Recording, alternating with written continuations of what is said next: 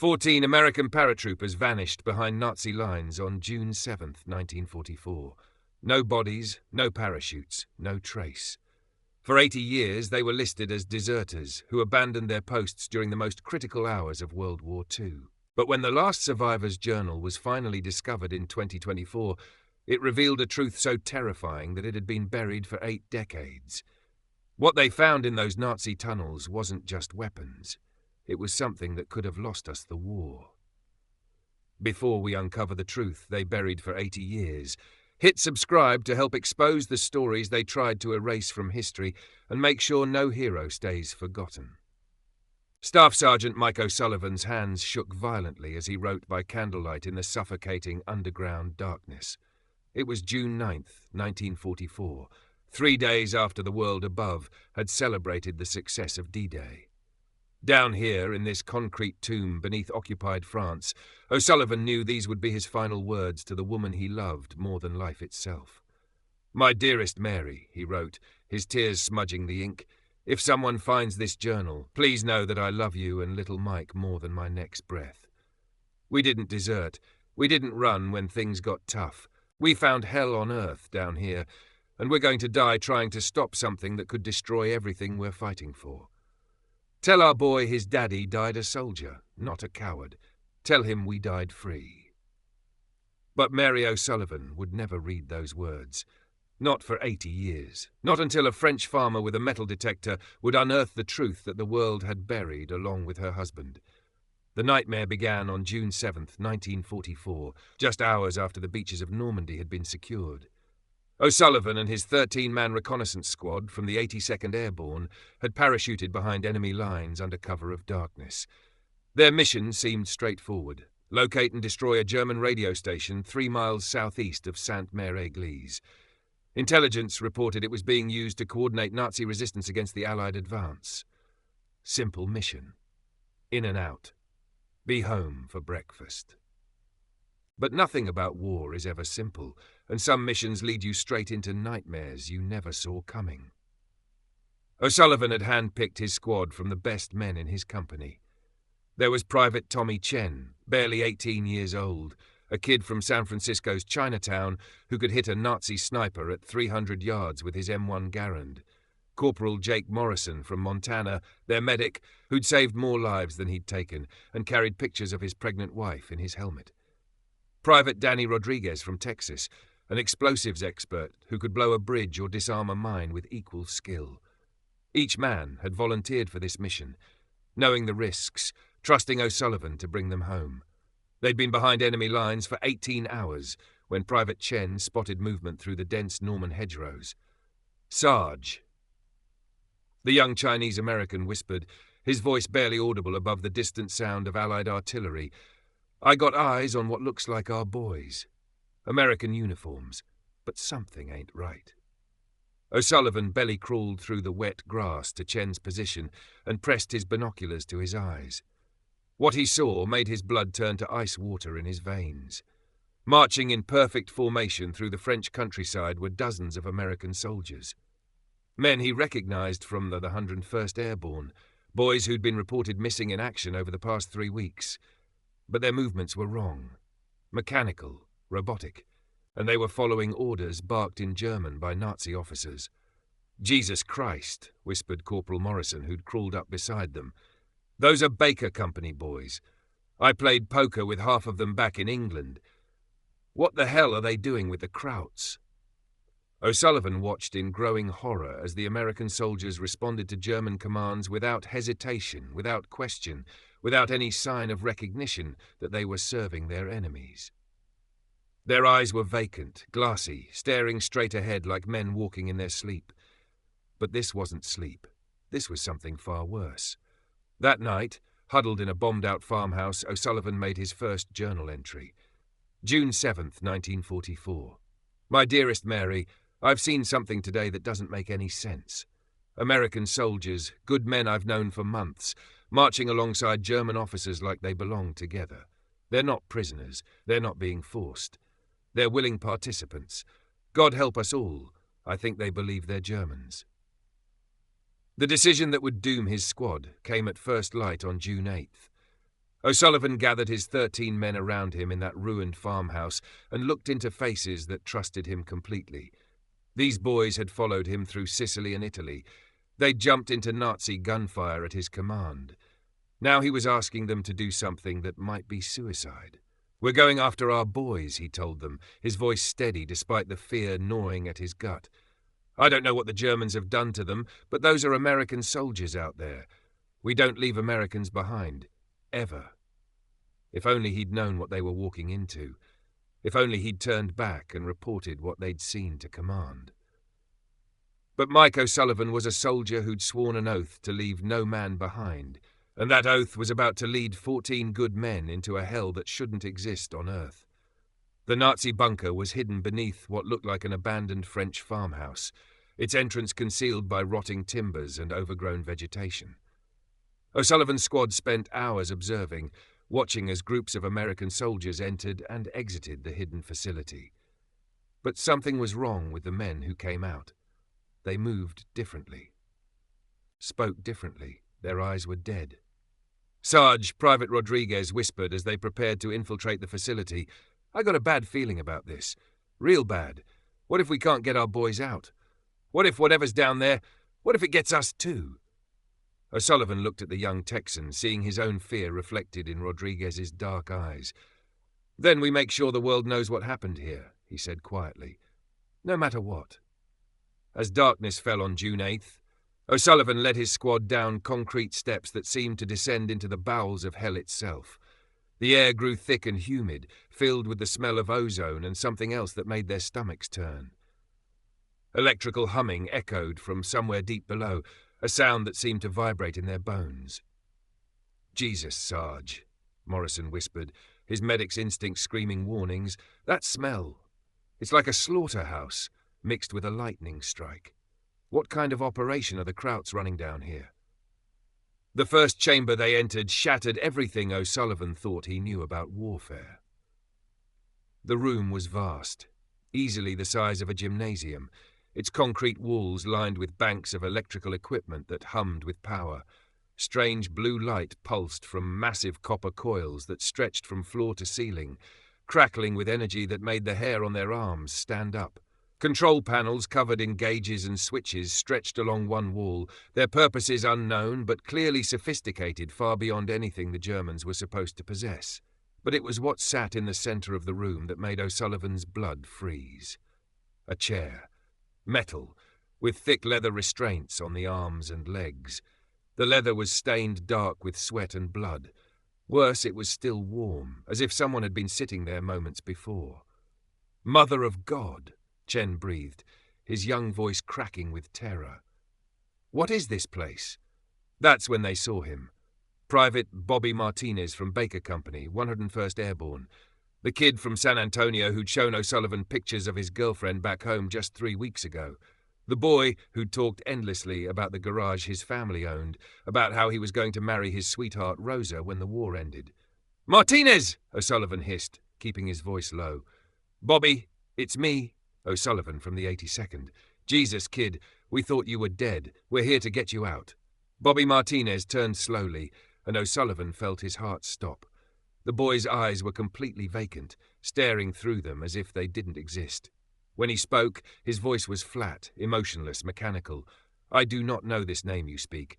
I am Hans Müller, Unterscharführer in the Waffen SS. I serve the fatherland with my life."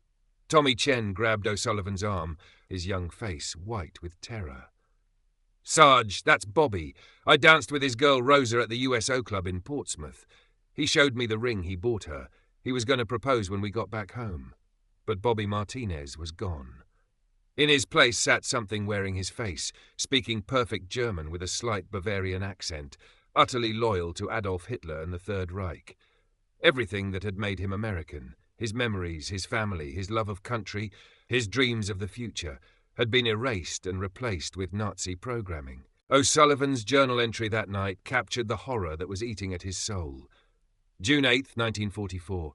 "My dearest Mary, they've stolen Bobby Martinez's soul, taken everything that made him American, his family, his girl, his dreams, and replaced it all with Nazi poison. He speaks German like he was born in Berlin. He looks at us like we're the enemy.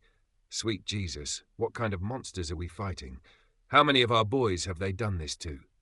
How many are already behind our lines, waiting for orders from Hitler? The deeper they went into the facility, the worse it became. Chamber after chamber filled with American soldiers who believed they were German. Men from the 101st, the 1st Infantry, the 3rd Armoured. Good soldiers. Heroes who jumped into Nazi gunfire to liberate Europe. All of them now speaking German, thinking German, loyal to the Nazi cause with every fibre of their being. But it was in the medical wing that O'Sullivan witnessed something that would haunt his final days. Through a crack in a door, he watched Nazi doctors in white coats working on fresh prisoners. American boys, some barely out of their teens, strapped to metal tables with electrodes attached to their skulls. The screaming echoed through the concrete corridors, not screams of physical pain, but something far worse. The sound of souls being torn apart. O'Sullivan watched in horror as a young GI from Ohio kept crying out for his mother, his voice growing weaker with each electrical pulse that surged through his brain. "Mama! Please, Mama! Make them stop! I want to go home! I want my Mama!" Hours passed. The screaming continued, then gradually weakened, then stopped altogether. When the doctors finally unstrapped the boy, he sat up calmly and spoke in perfect German. "Mein Name ist Klaus Weber. Ich bin ein treuer Soldat des Dritten Reiches. Ich diene dem Führer bis zum Tod."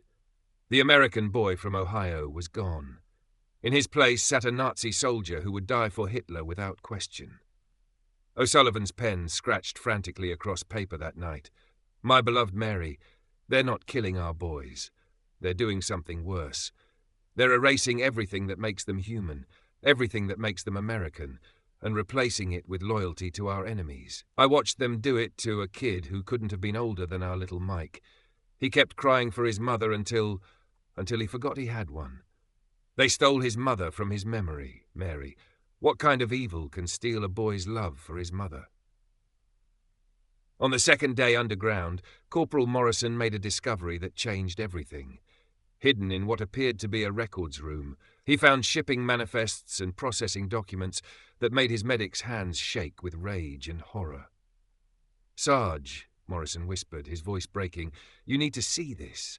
These names, these are all guys who were reported as escaping from POW camps, heroes who made it back to our lines with stories of daring breakouts. But according to these Nazi records, they didn't escape. They were sent back to us, on purpose."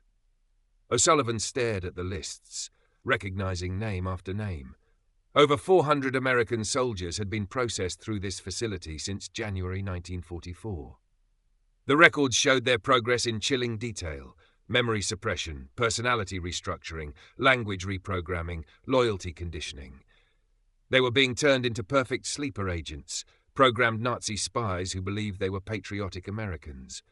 The implications hit O'Sullivan like artillery fire. "Morrison," he whispered, "we're not just fighting Germans anymore. We're fighting our own boys, and they don't even know they're traitors." The list included men who had returned to Allied forces and been welcomed as heroes.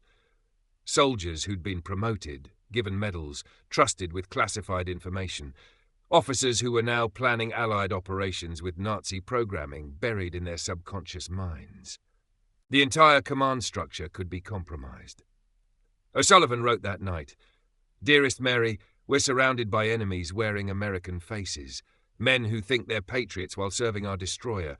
They've turned our own heroes into weapons pointed at our hearts. If this program succeeds, we won't lose the war on the battlefield. We'll lose it from within, betrayed by our own sons who don't even know they've been turned." But the worst was yet to come.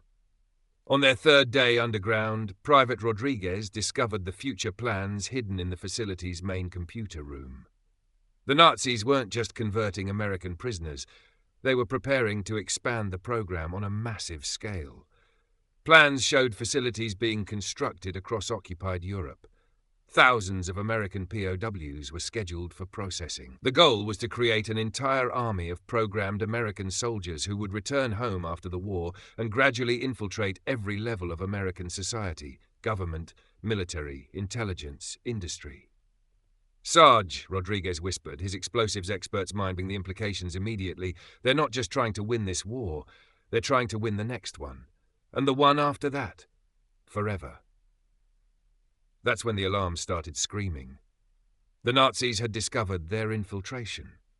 Emergency lights bathed the underground facility in hellish red light.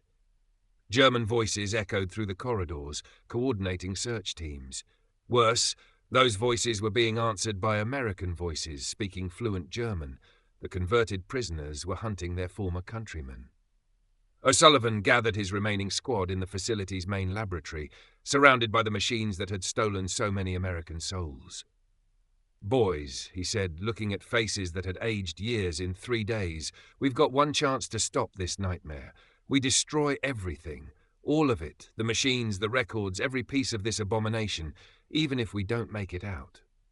Private Chen, tears streaming down his 18-year-old face, looked at the converted Americans they could hear searching nearby corridors.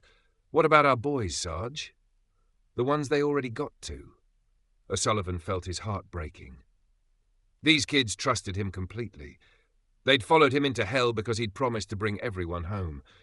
Now he had to choose between saving 14 men or saving America itself. "Tommy," he said gently, using the boy's first name for the first time, "if we don't stop this here and now, they'll do it to thousands more. Our boys who've already been changed, they're already gone. We can't save them, but we can make sure no more American mothers lose their sons to this evil." The battle that followed was every soldier's nightmare made real.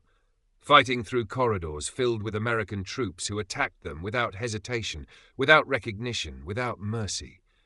Men from their own divisions, boys they'd trained with, soldiers who'd shared foxholes and rations with them in Italy, now trying to kill them for the glory of the Third Reich. Tommy Chen was the first to die, cut down by a burst from a Thompson submachine gun fired by a sergeant from his own training company back in Georgia. The boy who dreamed of opening a restaurant in San Francisco's Chinatown called out for his mother in Chinese as he bled out on cold concrete, killed by a friend who didn't remember their friendship. "Sarge," Chen gasped, reaching for O'Sullivan with trembling fingers, "tell my ma I was thinking about her dumplings. Tell her I died fighting for something good." Corporal Morrison fell next, overwhelmed while trying to reach the facility's main power controls. 3 converted Americans from his own medical corps beat him to death with rifle butts, while chanting Nazi slogans in perfect German. The man who'd saved dozens of American lives died at the hands of Americans whose lives he'd once saved. One by one, O'Sullivan watched his boys die. His journal entries became desperate prayers written between firefights. "Mary, we lost Chen and Morrison today. 18-year-old Tommy died calling for his mother, killed by boys he'd played cards with back in England. Morrison died trying to save other people's sons, just like he always did. This isn't war anymore. This is damnation. But we're going to stop it, even if it costs us everything." But they kept fighting, because that's what American soldiers do. Down to 8 men, then 6, then 4. Private Rodriguez, the explosives expert from Texas, fought his way to the facility's main power generators with O'Sullivan and 2 others covering his retreat. As Nazi bullets whistled around him, Rodriguez rigged charges with the calm precision of a man who knew he was about to die. "Sarge," Rodriguez called out as he worked, "when this goes off, it's going to bring the whole place down. You need to get out of here. We all get out or nobody gets out," O'Sullivan shouted back, pouring rifle fire into a squad of converted Americans advancing down the corridor. But Rodriguez had already made his choice. He looked at O'Sullivan with a sad smile and said, "Tell my mama I died trying to bring her other boys home. Tell her I was brave." The explosion that followed destroyed decades of Nazi research and freed hundreds of American minds from psychological slavery. The massive electrical systems overloaded, sending feedback pulses through the facility that disrupted the programming of every converted soldier within a mile radius. Americans who'd been speaking German for months suddenly remembered English. Men who'd forgotten their families suddenly cried out for wives and mothers. The Nazi mind control program died in that explosion, but it also sealed the tomb of the heroes who'd destroyed it. With the facility's power systems destroyed, Nazi guards began sealing every exit, determined to contain the damage and eliminate the witnesses. O'Sullivan and his 3 remaining men found themselves trapped in the ruins of the laboratory, surrounded by wreckage and the bodies of their friends. Private Williams from Alabama, barely 19 years old, looked at O'Sullivan with the trust that only comes from shared combat. "Sarge, we're going to make it out of here." O'Sullivan looked at the kid's young face, so much like his own son's, and lied with the compassion that comes from command. "We're going home, son. We're all going home." But O'Sullivan knew better. He could hear German voices coordinating outside, preparing for a final assault. There were too many of them and too few Americans left. He opened his journal one last time and wrote his final words to the woman he'd loved since high school. June 12th, 1944. "My dearest Mary, I need you to understand something that the world will never know. We're going to die down here in this Nazi hell, but we died as Americans. We died free men with our minds and souls intact. They'll call us deserters because they can't tell the truth about what we found. The truth is too horrible, too dangerous. But you know me, sweetheart. You know I would never abandon my duty or my men. Tell little Mike his daddy loved him more than his own life. Tell him we died to make sure no other American boys would have their souls stolen by monsters. Tell him we died free." The final battle lasted 3 hours. O'Sullivan and his remaining 3 men, Williams, Jenkins, and Kowalski, made the Nazis pay for every inch of tunnel, every room of their nightmare laboratory. They fought with the desperate courage of men who knew they were going to die, but were determined to take as many enemies with them as possible. When the shooting finally stopped, 14 American heroes lay dead in the darkness beneath occupied France. But they'd accomplished their mission. The Nazi mind control program was destroyed. The hundreds of American soldiers held in the facility were freed from their programming. And the plans for expanding the program to thousands more Americans died with the machines that created it. For 80 years, their sacrifice remained hidden. The truth was too terrible, too dangerous to reveal. The existence of a Nazi mind control program that could turn American soldiers into unwilling traitors was classified at the highest levels. The families of O'Sullivan's squad were told their men had deserted under fire.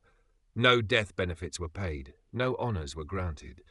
For 8 decades, 14 American heroes were branded as cowards, while the truth lay buried in French soil. But in June 2024, exactly 80 years after their sacrifice, French farmer Pierre Dubois was using a metal detector to search his wheat field for old war debris. The steady beeping of his device led him to a cluster of objects buried 3 feet beneath his crops. When he brushed away the soil, he found 14 corroded dog tags arranged in a perfect circle, as if their owners had made a final pact in death. The tags were scorched black, damaged by the electrical fires that had consumed the Nazi facility. But the names were still readable. Staff Sergeant Michael O'Sullivan, Private Thomas Chen, Corporal Jake Morrison, Private Daniel Rodriguez, and 10 others. Names that had been missing from history, branded with shame, forgotten by the world they'd died to save. The discovery triggered an international investigation. Ground-penetrating radar revealed the ruins of the massive underground facility, sealed for 8 decades beneath Pierre's family farm. When archaeologists finally broke through the concrete debris, they found the preserved remains of O'Sullivan's squad, along with his waterproof journal containing the truth that had been buried with them. Major Sarah Coleman, the military historian who led the American investigation team, wept as she read O'Sullivan's final words by flashlight in the ruins of the Nazi laboratory. "These men," she said, her voice breaking, "died as heroes and were remembered as cowards. They saved America from infiltration by Nazi agents and were branded as deserters. They deserve better. They all deserve so much better." The memorial service at Arlington National Cemetery brought O'Sullivan's family the closure they had waited 8 decades to receive. His son Mike, now 82 years old, had spent his entire life defending his father's honor despite the official record. His grandson, Michael O'Sullivan III, a Marine colonel, placed his hand on the white marble headstone and spoke words that echoed across the decades. "Grandpa, Mom always told me you were a hero, even when the whole world said you were a coward.